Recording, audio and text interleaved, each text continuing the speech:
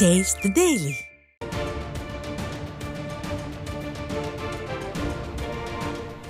அண்மை செய்தி. முப்படை அதிகாரிகள் செய்தியாளர்களை சந்தித்து வருகின்றனர். அதனை நேரலையில் பார்க்கலாம்.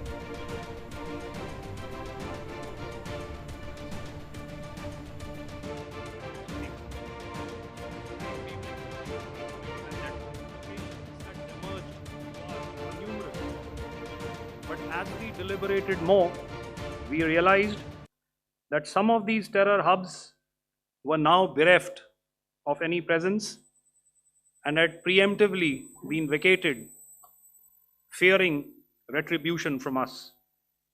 There was also a term of reference and our own binding, self-imposed restriction to target only terrorists and thus prevent collateral damage. There were 9 camps that you are now all familiar with, which were confirmed by our various intelligence agencies to be inhabited. Some of these were in POJK, while there were others that were located in the Punjab province in Pakistan. Nefarious places such as Muridke, the hub center of the Lashkar-e-Taiba, has over the years bred infamous characters such as Ajmal Kasab and the likes of David Headley. What followed was a careful scrutiny of each of these sinister locations, their layout, configuration, even the type of construction in each structure, and the terrain obtained around these.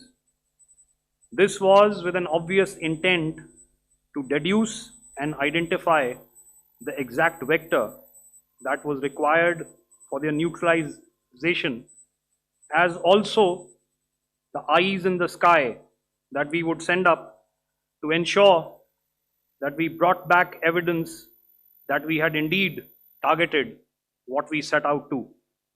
The precise images of these engagements on that fateful and historical night have already been showcased during the first press statement on the 7th of May that was helmed by our Foreign Secretary. I have no doubt in my mind that we achieved total surprise, and those strikes across those 9 terror hubs left more than 100 terrorists killed, including high-value targets such as Yusuf Azhar, Abdul Malik Rauf, and Mudassir Ahmed, that were involved in the hijack of IC-814 and the Pulwama blast. The line of control was also violated soon after by Pakistan, and the erratic and rattled response of our enemy was apparent from the number of civilians, inhabited villages, and religious sites such as Gurudwaras that were unfortunately hit by them, leading to a sad loss of lives. The Indian Air Force played a major part in these strikes by engaging some of these camps, and the Indian Navy provided wherewithal in terms of precision munitions. The Indian Air Force obviously had their assets up in the sky, and I will here request Air Marshal Bharti, the Director General of Air Operations, to detail for you the methodology that the men in blue adopted to successfully manifest this mission. Thank you, Rajiv. A very good evening, ladies and gentlemen. It indeed is a difficult time that we have to come here like this and brief you. We could have done without this, but we had no choice. As the DGMO has detailed, the event was precipitated by the dastardly act at Pahalgaon. The sequence of events have already been detailed. We carefully selected the targets, and out of the 9 selected targets, the target systems that were given to the Indian Air Force were the notorious training camps at Bhavalpur and Muridke. These being further from the international boundary. Through critical target system analysis, we analyzed what was to be done to annihilate these targets and plan to engage these targets with precision air-to-surface guided munitions so as to avoid collateral damage. The modalities of planning process I will not go through at this instant. However, what I would like to show you is the results that we achieved through our targeted airstrikes. Could I have the second slide, please?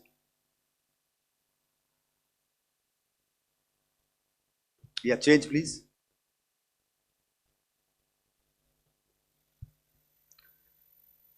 Okay. This is what the terror infra at Muridke looks like.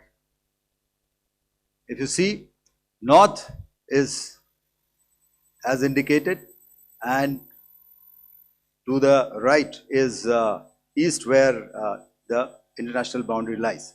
Could we have the next slide, please?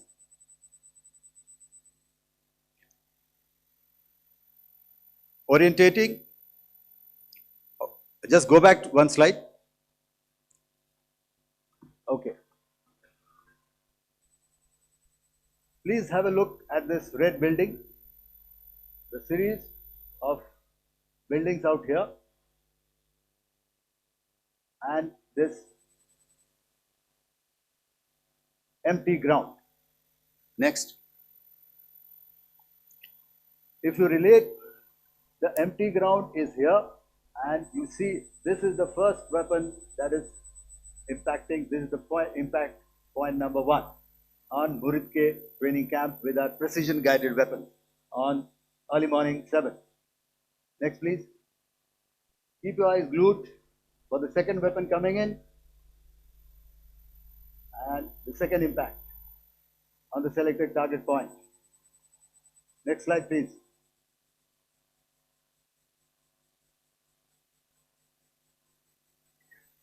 Third weapon, third impact. Continue. And fourth weapon, fourth impact. So through these targeted and precision targeting, we addressed the target at Muridke, which was the terrain infrastructure. Can you hear me? All right. Okay, I'll come closer to the mic. Now we go to the next target, which is the Bhavalpur training camp. Next slide, please. Okay, just wait. So the effect, if you see,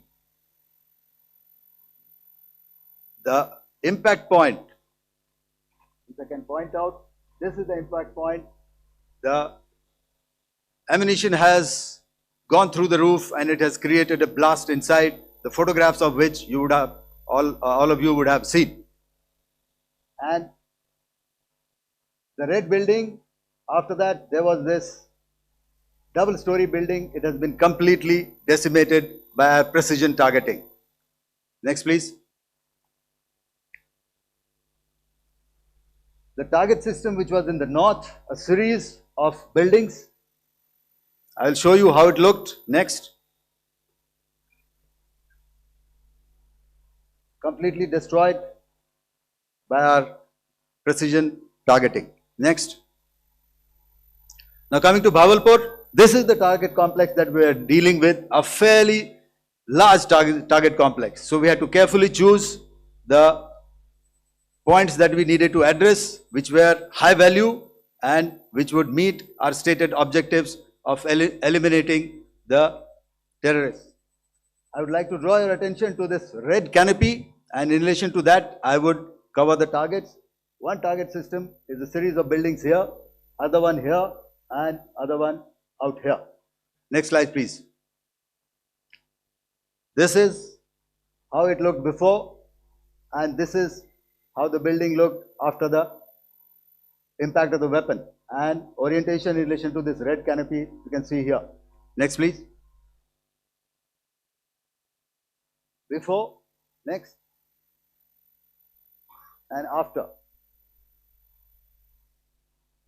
The roofs have completely collapsed. Next. This is the target system. Next. Precision targeting, and we have achieved our objectives here. Next. All right. So that was what we did on the 7th. Our objective was to address these two terrorist camps, and that we did with precision.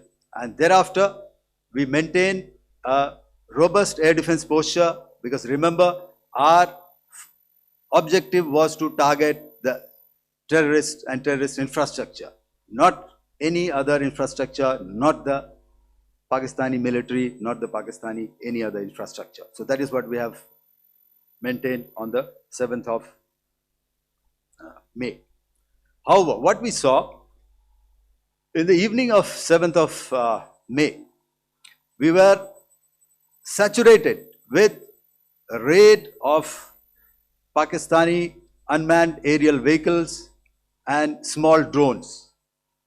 And these came in waves in our civilian areas, over our military installations, and all of them were successfully intercepted. Few of them did manage to land. However, there was not much damage that they did. And we have our robust counter-US hard kill and soft kill systems which did the job. However, the difference here was that we had targeted the terrorists. The adversary now has targeted our civilians and the military infrastructure. So it had to be responded to. So in a quick and calibrated response, that very night, we struck their radar installations at Lahore and close to Gujranwala, the LYT installation, to indicate to him that we are ready, yet we do not want to escalate. Our fight was with the terrorists and not with the Pakistani military establishment. Thank you.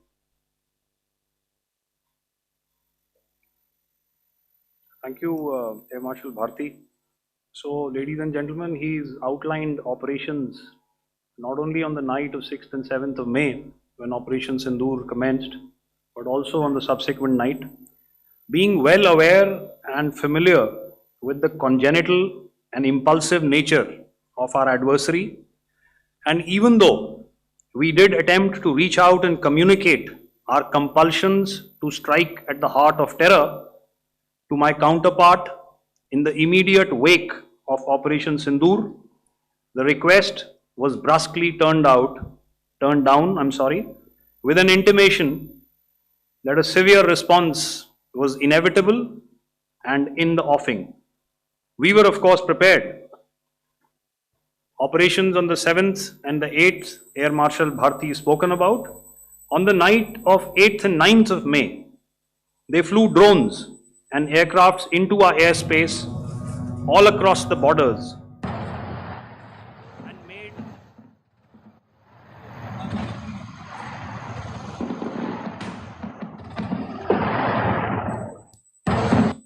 and made largely unsuccessful attempts to target numerous military infrastructure. Violations on the line of control by Pakistan also commenced yet again and precipitated into fierce arty engagements. The air operations on the night of 8th and 9th of May, I'll yet again request the DG Air Operations to cover.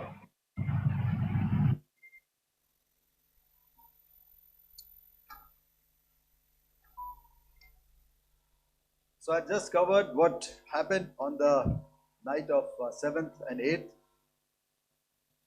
What we found that on the night of 8th and 9th, starting as early as 22-30 hours, our cities had a mass raid of drones, unmanned aerial vehicles, UCAVs, starting right from Srinagar, going down right up to Nalia.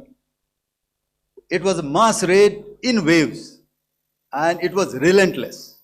However, we were prepared And our air defense preparedness ensured that there is no damage on ground or to any of the intended targets that the enemy might have planned for. The difference between 7th night and 8th night was that on 7th night, he sent in his Yiha class of UAVs. However, these UAVs can go some distance, they are armed. However, on the 8th, less numbers of armed UCAVs were there or UAVs were there, and more numbers of quadcopters, maybe for surveillance or just for harassment of civilians. This continued till midnight. Our air defense preparedness ensured that there was no damage on the ground, either to the military installations or to the civilians. However, the enemy had yet again shown that he wanted to up the ante and he wanted a fight, and we were up to the task. In a measured and calibrated response, we once again targeted his military installations, which included his SAM sites at Malirkant. This also included his surveillance radar sites at Lahore and close to Gujranwala. These were suitably addressed, and thereafter his drone attacks continued even till morning, which we countered, and during the daytime there was some respite. Here I would like to bring out another aspect. What we found was that while the drone attacks were being launched from somewhere close to Lahore, enemy had allowed his civilian aircraft to also continue to fly out of Lahore. Not only his own aircraft, but international passenger aircraft, which is quite insensitive, and we had to exercise extreme caution, even at the cost of some tactical disadvantage, to ensure that there is no damage to any of the civilian aircraft. And this was also brought out in our press briefing during the day. So I will now hand over to my colleague to cover the events of 9th onwards.